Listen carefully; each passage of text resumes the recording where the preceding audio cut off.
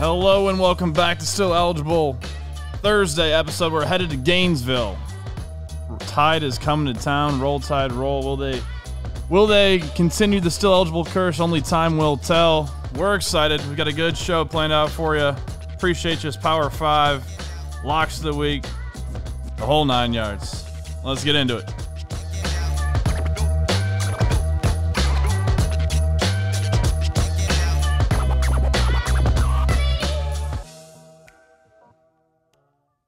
You know who else is going to Gainesville? Who's that? Me, after I go to the gym tonight. The sad thing is, I know you had that planned for way too long. No, I just came up with it. That is not true. You had that ready to roll. It's not written in the outline. Yeah, it doesn't make a difference. I've got stuff not written in the outline that I've got queued up in my bank. So, well done. I'll give you. I'm actually going to like a string quartet concert tonight. Yeah, I wasn't gonna throw it into the bus, Okay. but yeah, I don't have time it's for significantly less cool than going to the gym. I don't know if it's less cool. There's less gains there. Yeah. I don't know. You're gaining some knowledge. What's your favorite stringed instrument? Cello. That was mine. Oh man, it's just like a bass, but you tilt it to the side and cello. All right. Anyways, Gainesville this weekend. We announced it today, Wednesday, recording Wednesday. Dropped the podcast Thursday. Thursday podcast coming from us. We're pumped to go. Good weather. We need a little man tan after this weekend in Columbus. Was a little overcast, nothing crazy. It was actually nice on game day, but yeah, we're excited to get a little palm trees in our life. Gainesville. I mean, I'm excited to go. Yeah, I've been to Gainesville once, but never for a game. You went to Shadow Sandra. Yeah, my first 3 jobs. My first 3 days on the job, I went down to Gainesville and shadowed Sandra on how to do it. And needless to say, I was a success story. Shout out to Sandra. So You're here now. Yeah, I went in high school for a game, and they played LSU, and it was great. That was Emmitt Smith's year. I believe it was Steve Spurrier's year, actually, way back in the day. No, but yeah, I'm excited. It's gonna be swampy. As is hence tradition. the name. Hopefully it's not too hot, or you'll be swampy too. I mean, I'm swampy. I've seen you sweat right now, but no, it's I'm excited to go. Seems like I'm excited to experience it more than just the game, because that's all I did last time. Yeah. And there were people offering me their flask when I was a junior in high school in the stands. So. Well, hopefully we run into those people. Hopefully you do. I will turn them down just like I did in high school. There we go. Yeah, no, we're excited. We got a lot planned. I think we actually, car ride home, we need to organize our thoughts a little bit. Yes. Because there is a lot of things to do, and we're only in these cities for what feels like, I mean, it goes by so fast. It goes by quick. Yeah. When you're on the move and working hard, time flies. So, yeah, that's about it. Yeah, we're excited. We're also excited for this segment. You know it well at this point. Preciate Ya. We use your catchphrase. We give some people, or I guess in the case of my first one that I'll get to soon, not actually people, but, you know, people, places, things. We let them know that we appreciate them. We use your catchphrase. So leading into my first one is the Oregon Duck, which I guess technically is a person inside of a costume. Well, you're not giving that guy love. Well, I guess. I think I saw him, or they might swap out guys, but there was one guy at halftime who was just drenched, and I don't think he was like. I mean, it was just a fan. It was hot there. I mean, I guess it's hot at a lot of places with mascots, but like you look at USC, Florida State. I mean, they got actual people. Yeah, but wearing that actual mascot uniform, that's gotta be tough. The duck was wild, and though, like I kind of scrubbed through footage last night, and I was kind of filming him whenever something like he was the easiest. Him and Brutus, obviously, like I mean, content machine. Yeah, I mean, like I said before, and now that we can announce this game, like we're on a run with mascots. So Bucky, Brutus, the Oregon Duck, Albert in Alberta, and then Big Al. I mean, talk about a start in terms of mascots. I mean, that's a lineup. And he was just wild. I mean, he was like legit cracking me up. He had like the shake weight on the chair. He had a chair, like an inflatable. What was that paddle called? It was like like the thing that you the paddle with the ball. And yeah, the he was string doing on it. that, and then I mean, he did way. I mean, he probably did more than we even noticed because he was pulling out. He was like a clown. He was just like pulling out props. And then they staged that photo at the end of the game, like with the nuts in the chair. Yeah. You know, kind of roasting Ohio State, but yeah, I was just That was thoroughly almost as premeditated as your intro. almost, even though it wasn't. But we just really, I mean, me, I guess I can't speak for you. You're more of a Brutus guy, but I just like was laughing at him the entire time. He was really just having a silly, goofy time, and just want to let people know we pick these games not based on the mascots, even though it may appear that way to start. We do factor in other things. I mean, big mascot guys. Yeah, I mean, obviously I'm a Brutus guy, but Oregon Duck was all over, and I did appreciate he was quacking me up from afar. His social media game is unmatched too. So I was trying to figure out when we were tagging the photo of him, I was like, what's his name? And like, it's just the Oregon Duck. Literally the Oregon Duck. It is the Oregon Duck. So yeah, I don't know. Not original, but neither are we. Yeah. So the Oregon Duck, appreciate you. All right. Well, my first one, it goes out to two people, brothers, if you will, Peyton and Eli, Monday Night Football. I don't know if you got the chance to tune in at all, but they co-hosted on whatever, I don't know, ESPN. I saw it when I was actually at the gym the other night. There you go. Yeah. And it was just entertaining. It was something different, whatever. They weren't at the game, so like that's a weird element to begin with. Little, like almost like a Twitch stream, if you will. Mm-hmm. But yeah, at one point the fire alarm went off and Peyton was turning red. You could tell he was frustrated. The transitions to commercials was like, hey, we're going to commercial. Like, we'll be right back, because I think they were in sync with the live broadcast, and there's still some kinks that need to be worked out. But Peyton, like that'll be all good come next game. Mm-hmm. There's no way he makes that mistake again. But they had Ray Lewis on, which was cool because they were playing the Ravens. The Ravens were playing the Ravens and the Raiders. So that was cool. And then Russell Wilson came in. Travis Kelce came in. Travis Kelce didn't even know who they were playing this week, which was pretty funny. Russell Wilson, the end of the game, Russell Wilson was on. I think it went Ray Lewis, Travis Kelce, then Russell Wilson. And Russell Wilson talking QB stuff with them at the end of the game and talking about, what Derek Carr's going to do here and stuff like that. Like, the insight was pretty sweet because, I mean, you have, like, the Tony Romos of the world or whoever, but it was super laid back and not as professional, obviously, the commercial break things and whatever. But, yeah, it was different insight, laid back, casual. We're laid back and casual, so I appreciated that. So to Peyton, Eli, Monday Night Football, appreciate you. I love the clip where he put the helmet on and Eli was like, not with the forehead. Your forehead's not fitting in there. That was great. Yeah, that was money. Yeah.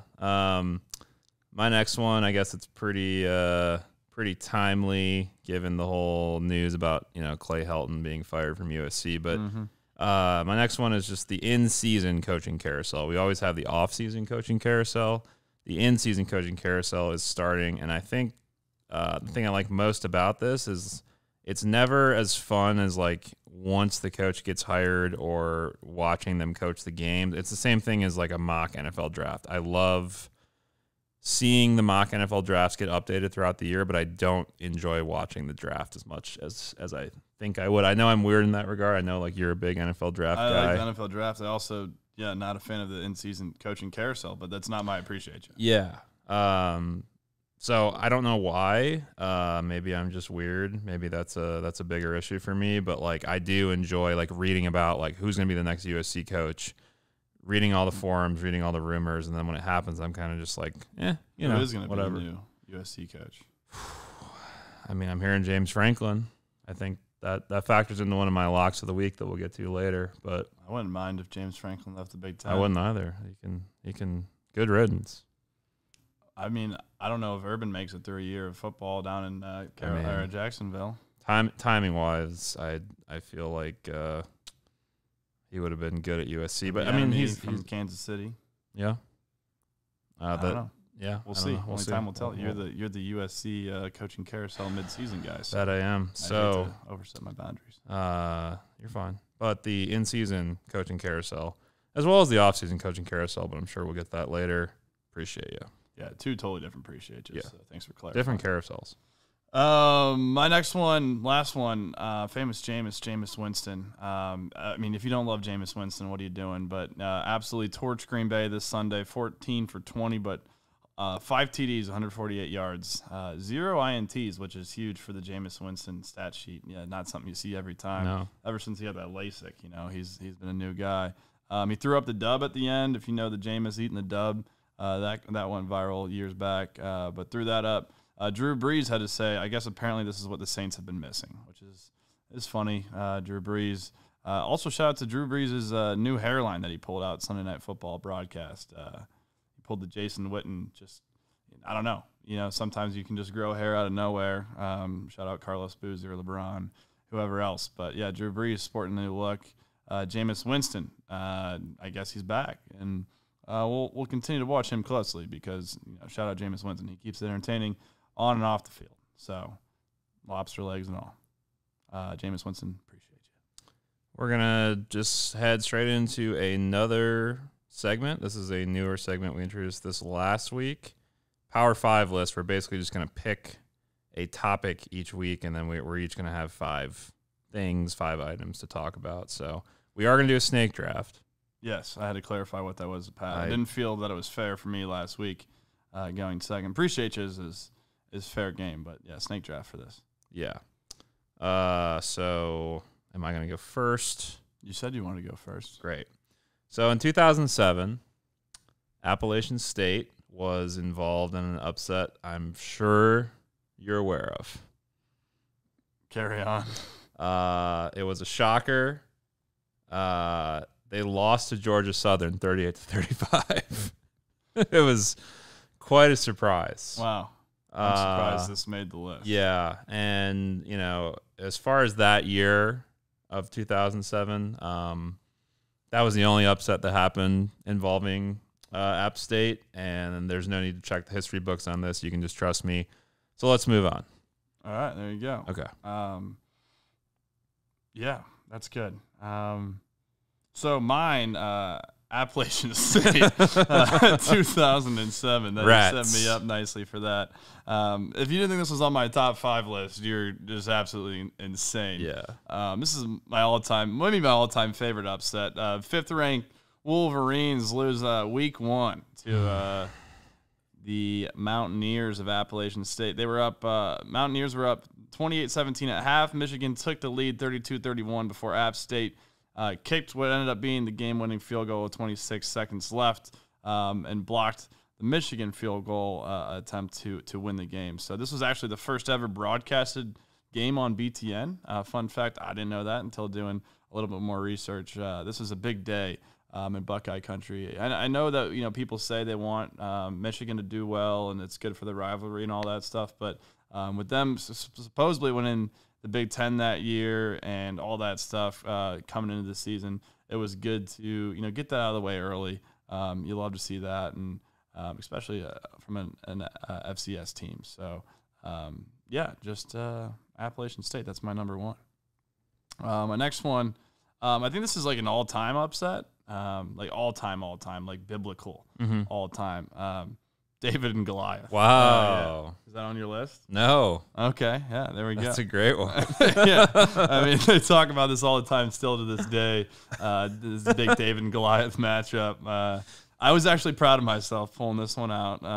Not that it's about toot my own horn, but yeah, David famously threw a stone in between the eyes of Goliath, knocking him down.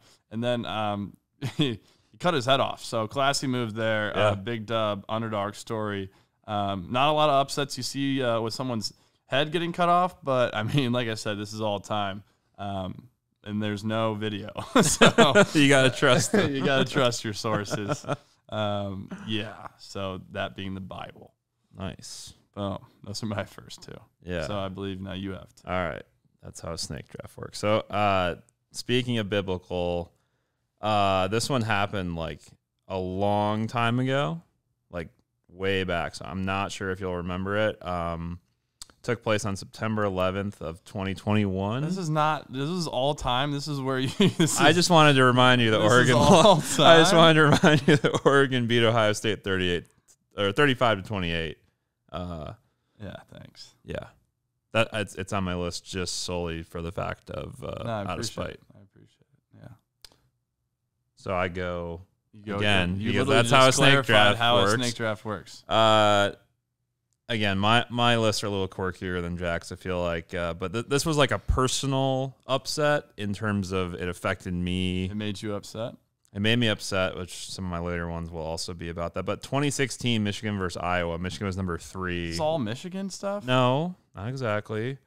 We lost to Ohio State later in the season, but this one, I remember I was watching it at a bar in L.A., and I was still drinking at the time. I no longer consume alcohol, but this was like the game I can remember most profoundly where, like, afterwards I drank my feelings. I'm really happy for you. I'm going to let you finish. Yeah. But Taylor Swift beating out Beyonce for Best Female Video Single Ladies at the 2009 MTV Video Music Awards wasn't chill. And no way you're telling me that You Belong to Me was better than Single Ladies. And I will take that to my grave.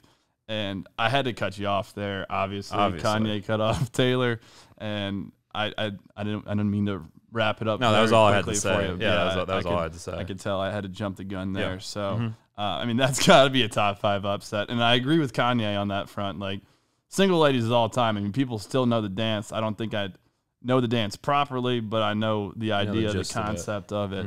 And, yeah, that's an all-time upset. So, yeah, I had to cut you off. I wanted to do that as my first one, but if you rewind it, listen to it back, there was too big of a delay, and I wasn't prepared. So I wasn't going to miss out on my opportunity again. Got it. Yeah, my next one, second to last, would be Rocky beating Ivan Drago in Russia. You know, that was a big deal after he was fighting the crowd. You know, it was a Christmas Day bout after Drago killed Apollo Creed and Rocky challenged him to an unsanctioned 15-round fight in the Soviet Union. So a huge win for Rocky. Undersized, he didn't have the reach that Drago did, and you know we're big boxing guys around here, and that is huge in boxing is the reach. So yeah, that's my fourth. Yeah, we talk about boxing all the time on this podcast. We're big boxing guys.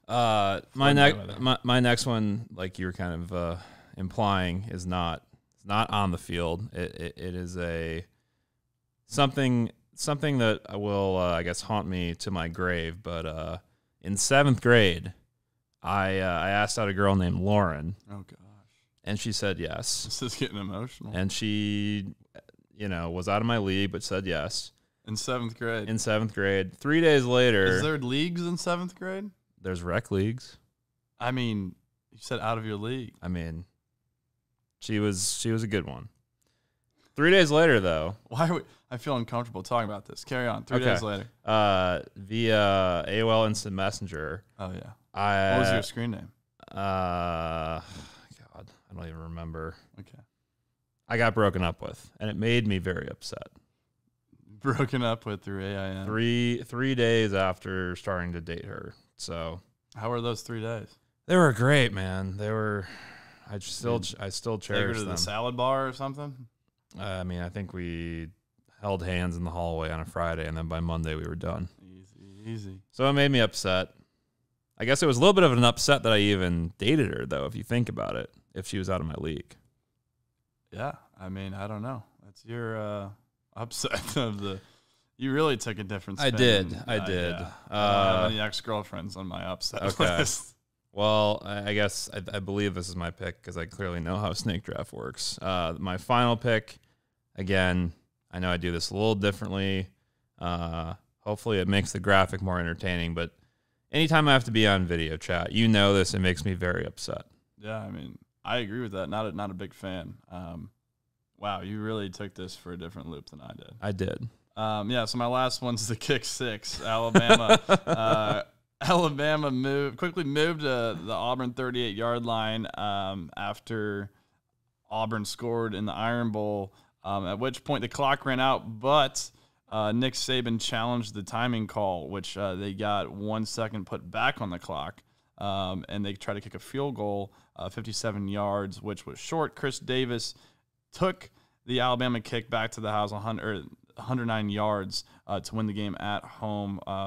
Number 1 Alabama versus number 4 Auburn at the time. I mean, it's not necessarily a big upset from like a 4 can beats a 1. Like, that's not crazy, but I think that being the Iron Bowl, being the situation, 1 second fighting for that time back on the clock, the missed field goal, 109 yards back.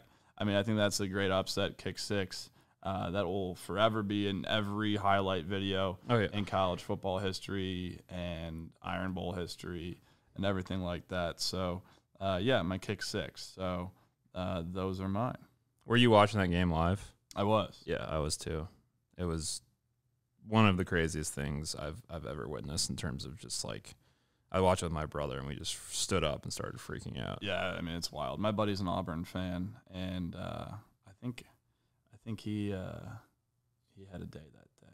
I'm sure. To leave it at that. The David and Goliath pick is just great. Thank you. I mean, literally the original upset. Yeah, OG upset. And the Lauren pick in 7th grade was also great on your front. Thanks. So there we go. Power 5 this week. Who knows? We need more ideas. We came up with that one because of the little upset we had last week. So feel free to send us some ideas, some thoughts. We love it. We appreciate it. We appreciate you. We're going to throw it to break real quick, but when we get back, we're going to talk through our locks of the week and send you on your way. So we will be right back.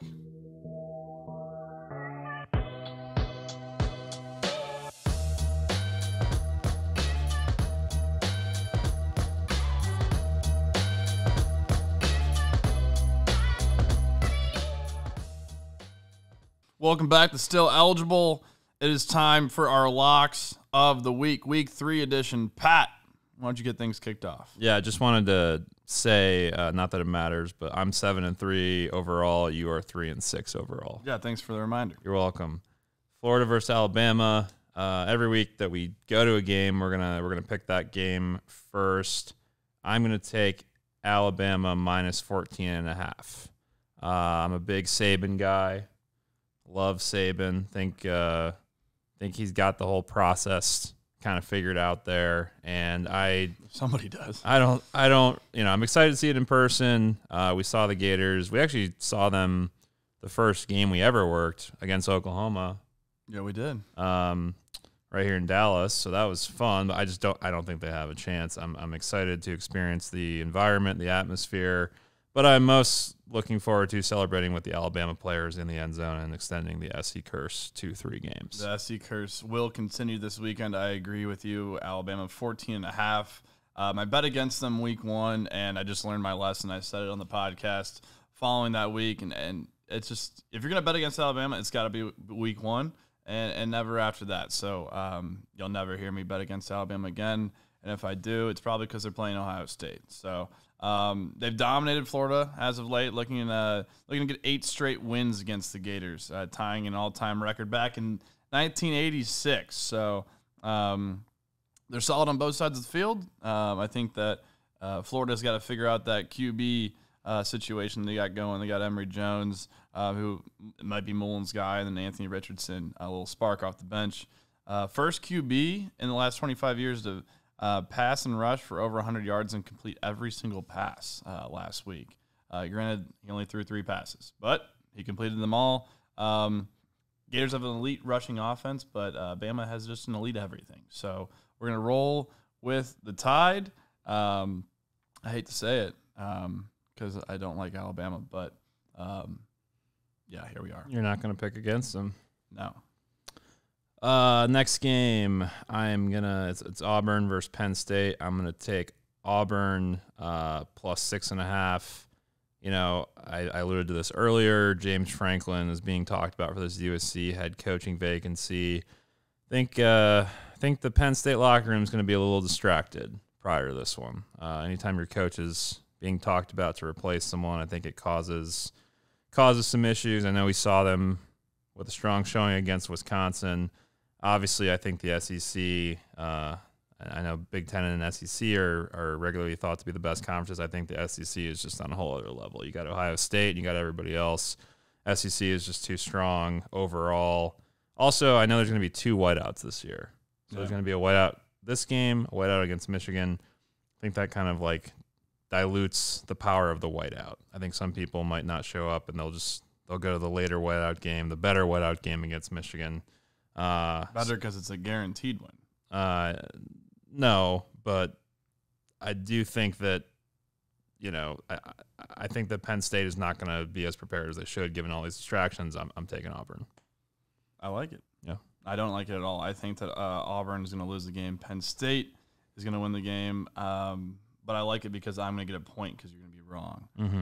Or I'm not going to get a point. You're not going to get a point. Yeah. So, not my pick by any means. My next one is Nebraska, Oklahoma, taking the over at 61.5. Longtime rivals. When we were in Norman, they were talking about this being a big game. They haven't played since 2010 in the Big 12 championship, but they played every year from 1928 to 1997.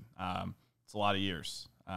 Those are my formative years. Those were. Yeah. That was my next joke. They're celebrating the 50-year anniversary this year of the 1971 Game of the Century, 1-2 matchup that Nebraska won 35-31. In my notes, I put, Pat, unlike you, I wasn't alive for this game. Good note. Yeah, I think this is a big step up in defense of who they got to cover from a Nebraska standpoint. Adrian Martinez is a handful, dual threat, but I think he'll be running for his life come Saturday. So, that's about all I got. Samari Torre, a Nebraska transfer from Montana, he ran the show up at Montana, or next to, I guess, if you're coming from Nebraska. But Woody Washington, cornerback for Oklahoma, might be out this weekend, so maybe keep an eye on him. We want points. Oklahoma's going to get their points. They put up 76 last week. I'm hoping they could put up another 76 because that would cover the over by themselves. You wouldn't have to worry about the other team at all. Exactly. And just for the record, Texas is not back. Oklahoma is winning the Big 12. Nice. This is a game that we are looking forward to watching, or at least seeing recaps of, given that we're pretty busy on Saturdays. Virginia Tech against West Virginia. I'm taking West Virginia. I'm taking West Virginia -2.5. They last played in 2017, which sounds kind of crazy, I guess, because you just figure these teams are close by. But West Virginia lost 31-24 for that one. I know there's a little bit of a even given the whole Big 12 shakeup, there's a little bit of a Big 12 bias where Big 12 guys, through and through, we cover them at the media day. I think our guys, Letty Brown and Dante Stills Jr., who you're a big fan of his brother as well. Yeah, shout out to Stills fam. I think they're gonna have a big day, and I think they pull this one off. I hope so. WVU, baby. Yeah.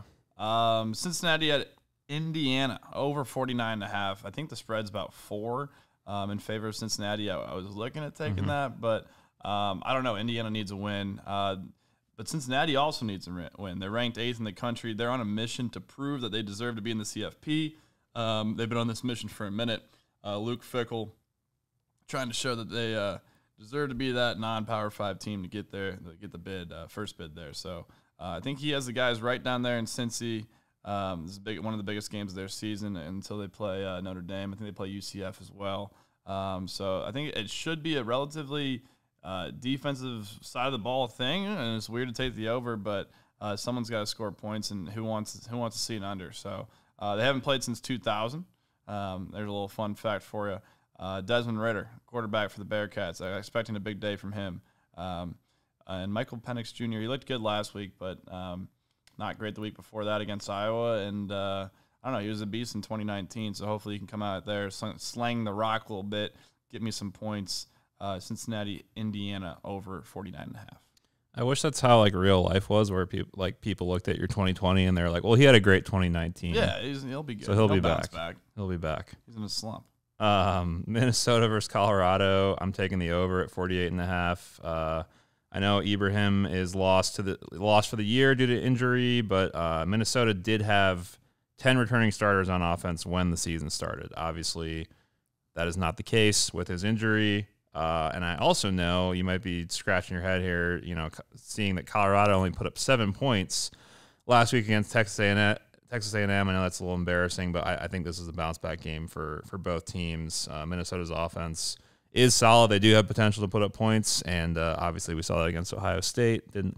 Weren't able to kind of finish that game, but I'm going to take the over here. I'm thinking they hit the over. I like that. And Texas A&M has a better defense probably than Minnesota as well. So a good pick. I would hate to see that not hit for you.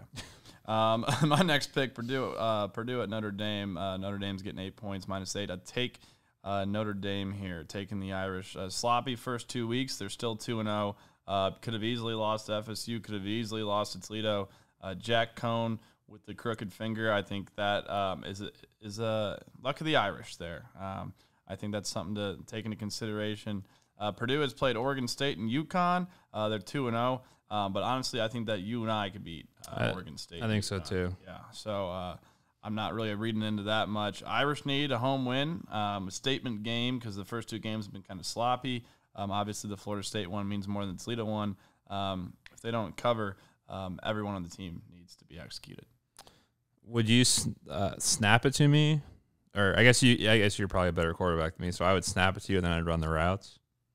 Or would we just run like a kind of a veer offense where I'm blocking and you're running? Yeah, I don't know. I don't know how that would work. You'd probably snap it.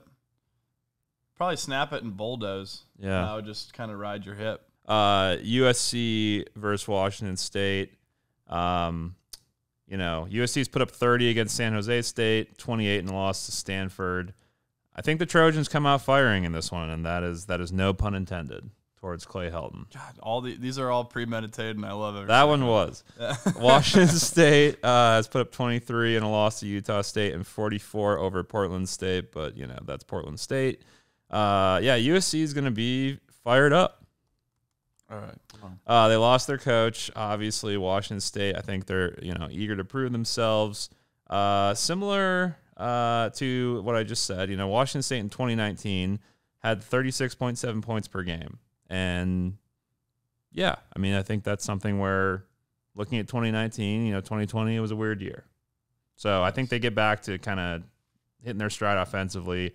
I do think this is going to be a high-scoring game. I do think USC is going to come out. They're going to be motivated. It's kind of a crazy time. I think they're going to have some extra motivation, and I think this hits. I like your picks this week because I think you're a little off. So I hope I can make up some ground. Kent State at Iowa this weekend. Shout out Makin, 22.5-point underdogs. Kent State is. I'm taking Iowa. I don't think. Kent State's put up some points. They're like elite at rushing. I think they had 500 yards last week at rushing. Not bad. But if Iowa's truly the number 5 team in the country, I think that they should easily beat Kent State by more than 23 points or more than 22 points, I guess. So, they beat Iowa State by 10 points last week, who was ranked 9th. So I would imagine that an unranked Kent State team, they should be able to handle pretty well. So, granted, like I said, they got an elite rushing team, and if I lose, I lose. Shout out Makin. I'll be an action guy till the day I die. So, Kent State, I'm taking Iowa, 22.5 points. I mean, you've lost before 6 times to be exact. I mean, it's cool. With a push. This is why we play for 15 weeks. Start slow, finish strong, Pat. Mm-hmm. It's like the Ohio State mentality, as I've alluded to. Which I got to see up close and personal last I weekend. thought they had it. Yeah. So, anything else you got to say? I think I'm good. I'm looking forward to sweating even more than I am right now this weekend. It will be hot. It will be heated. And make sure to follow us on social media at Still Eligible to get every hot and heated Instagram, social media, tweet, Facebook, TikTok, YouTube post along the way. We are taking off today, Thursday. You should be listening to this on Thursday. Podcast Tuesday, Thursday. Got to get all the plugs in. Like, subscribe, follow. Tell your mom. Tell your friends. Post about it on LinkedIn. I got a LinkedIn DM today from, what is his name? Tyler. I'm just going to leave it at Tyler, who actually he said he loved what we're doing, and he said he was a former mascot and loves the mascot segments, and he appreciates that we appreciate the mascots out there across the country. So shout out Tyler and shout out mascots, and good plug there. So until next time, we are Still Eligible. I am Jack. I'm Pat. Thanks for listening. Talk to you soon.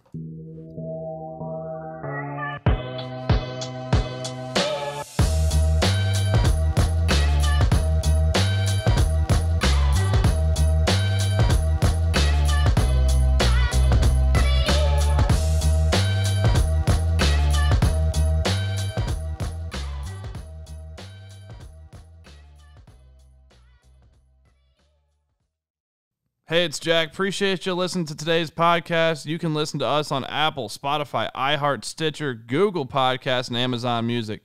Make sure to follow us on social media @StillEligible. We'll see you next time.